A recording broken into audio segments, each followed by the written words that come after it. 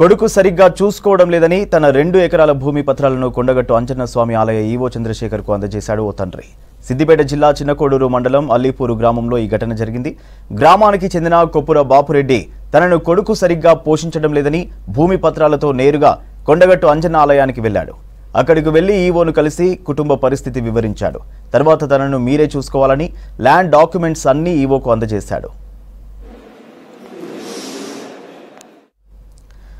తర్వాత కొండగట్టు అంజన్న ఆలయ ఈవోను కలిశారు బాపురెడ్డి కొడుకు ప్రవీణ్, అతని తల్లి లక్ష్మి. తనకు చెందాల్సిన భూమి పత్రాలను ఇవ్వాలన్నారు. తన తండ్రి బాపురెడ్డి మానసిక స్థితి బాగోలేదని ఈవోకు చెప్పాడు ప్రవీణ్. అయితే గ్రామ పెద్దలను అడిగి వారి అభిప్రాయాల ప్రకారం తదుపరి నిర్ణయం తీసుకుంటామన్నారు ఈవో చంద్రశేఖర్. సిద్దిపేట దగ్గర అతను మన దేవస్థానానికి ఇచ్చేసి తనకున్న 2 ఎకరాల 20 గుంటల భూమి దేవాలయం పేరున నేను రిజిస్ట్రేషన్ చేసేస్తా అని చెప్పేసి, అది కూడా ఒక కండిషన్.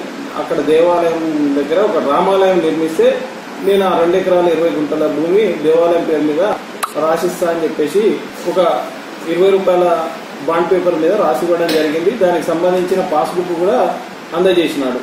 తర్వాత మేము వారికి ఏం చెప్పామంటే, ఇది ఇట్లా పేపర్ మీద రాసిచ్చడం కాకుండా మీరు రిజిస్ట్రేషన్ చేసి దేవస్థానానికి ఇస్తే రిజిస్ట్రేషన్ చేసి ఇవ్వాలని తెలియజేయడం జరిగింది.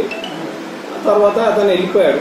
ఈరోజు వారి భార్య మరియు కొడుకు ఇద్దరు కూడా వచ్చి, అది మా తాత ముత్తాతల నుంచి వచ్చిన భూమి కాబట్టి అతనికి దాని మీద హక్కు లేదు కాబట్టి మీరు అతను ఇచ్చిన దాన్ని మీరు పరిగణలోకి తీసుకోవద్దని చెప్పేసి తెలియజేయడం జరిగింది. రిటర్న్లో కూడా వాళ్ళు కూడా ఇవ్వడం జరిగింది.